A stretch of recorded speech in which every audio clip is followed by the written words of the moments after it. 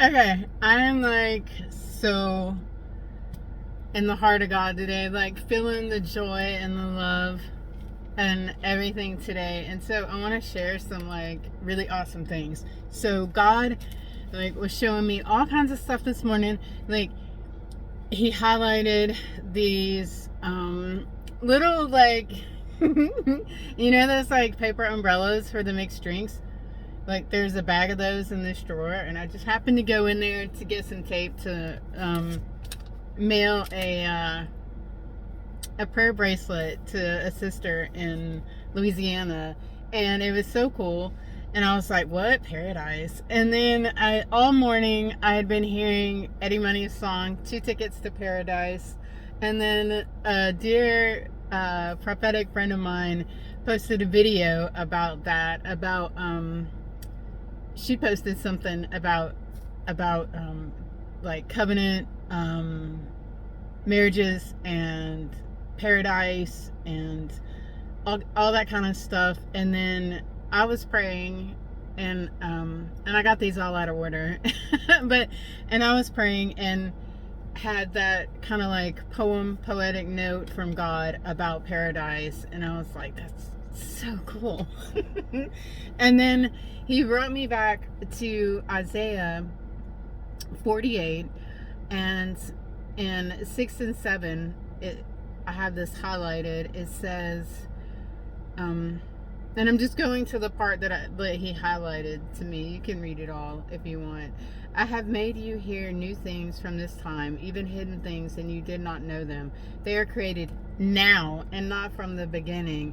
And before this day, you have not heard them. And it was just like, I think a lot of people think God just got done doing everything before, and he's like, oh.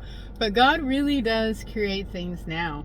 And he's giving us, I know he's giving me new. It's new. It's like not anything that was like that I thought of before. He's giving new things that hadn't been created before.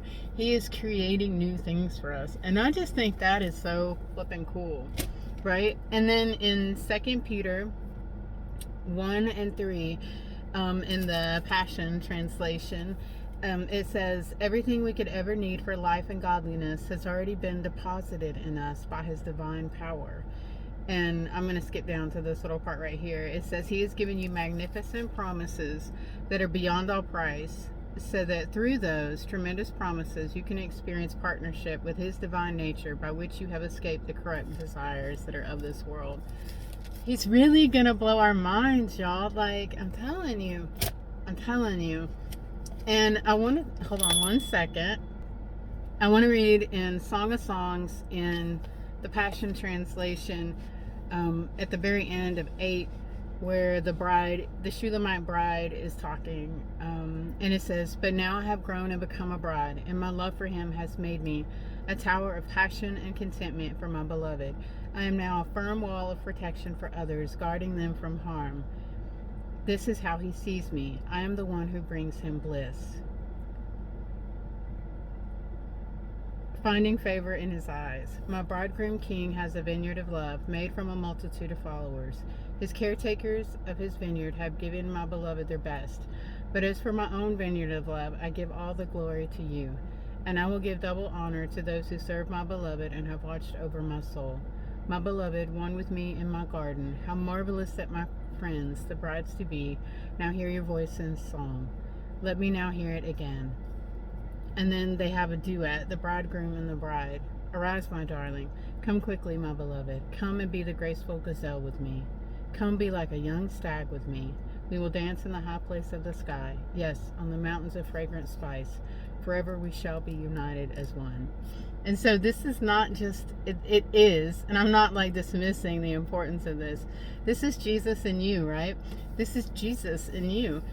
And that is like, what, like this translation of Song of Songs has been like what really helped me draw closer to the Lord, like over the past over a year, and it really helped me see his heart for me and better understand how much he loves me. But it's also a promise, y'all. It's a promise. Like, he is going to give you the desires of your heart, and he's going to give you like the perfect person that he made for you. And I know people sometimes get really hung up on that and get stressed out and really focus on that and make an idol of it. So don't do that, right? Just draw closer to him and everything else will work out. But it's just so beautiful. This translation is just so beautiful, and it speaks to, the whole book speaks to our spiritual journey with him and how he draws us closer in his love. And it's just one of the most beautiful books I've ever read in my life. And so I wanted to share a little bit of that with you. But that's really what he's doing. He wants to do all these things. And I don't know if you're like me. Sometimes being smart isn't always the best thing, right? So I would sometimes, I would kind of I would really need to step back and let the Lord lead the way, but I would kind of get ahead of myself. I used to do this where I would get ahead of myself and I would try to make certain things happen, right? And I wanted to make sure that I didn't screw up in my life. And so I was like, okay, I'm gonna really work on this thing, whatever it was at the time. And so I would be, really working on making sure I had the right kind of thoughts and thought patterns and all that. And I came to the end of myself and was just like, this is too stressful. This is too much, and this is a burden. And Jesus said that what he gives isn't a burden. So I knew it wasn't something that I had to do. And so I just asked him, and I was just like, thank you, Lord, thank you for doing this for me. This is a burden and I don't want to do it anymore. I don't want to do it on my own.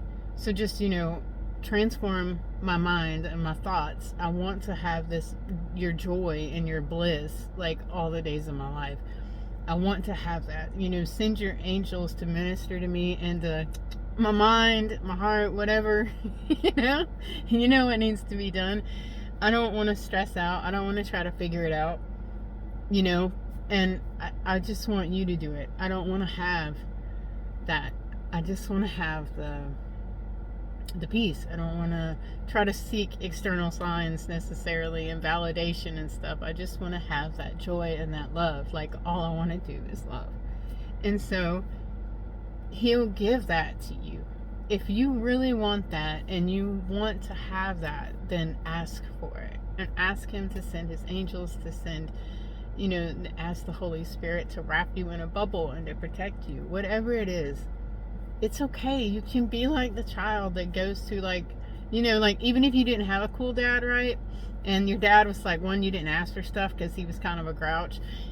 You remember that kid that did have the cool dad, and they could always go up to him and just be like, hey dad, I want this. And he was like, okay, do that.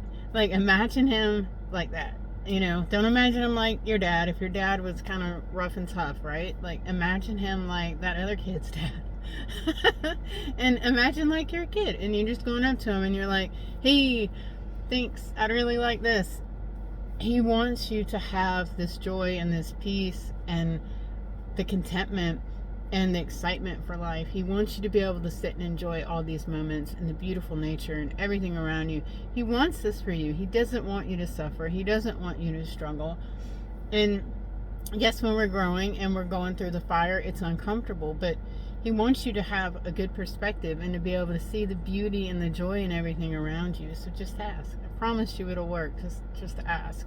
And so he's going to bring all those things he's promised you to pass. And if you're not sure what those promises are, I invite you to look in the Bible and find a translation that you like, that's that feels good when you read it. You have this peace in your spirit, in your gut. And read that, and then you'll find it. And don't worry. I know that's easier said than done, but just it will work out. When you look back at everything you needed to learn was given to you in order, and it all worked out right. You're not gonna miss out on this. God's not gonna say, oh dude, you smoked a cigarette last week, you're not not giving you the promised land. He's not like that. He's not a douchebag, right? He's not one of those spiteful, always keeping score kind of dads. So you know, he's got you. Don't worry about it. Like, it's all taken care of. Like, he's taken all that into account as far as how to shape things so that you will feel loved and blessed, and you will understand how much he loves you. So I just wanted to encourage you with that everything is going to be epic, and every day is going to get exponentially better and better and better. And you know, it's okay. Like, I woke up today and I had a lot of sleep and I felt really good, but like my face was all swole from I don't know what I got on me in my sleep. But I was like, I don't care. Like, woo, I got the joy, right? And so I've had like it's just been so epic. I mean, I say morning, I got up almost like really. But anyway, so like it's awesome. So like it's okay. Like, it's okay. Like, everything is going to be awesome. Just don't worry about it. And I love you guys, and I hope you're doing great. And if you're not, it is going to get better. I promise you. And just, you know, embrace everything, and it will be awesome and epic. And I love you, and I'll talk to you later. Bye.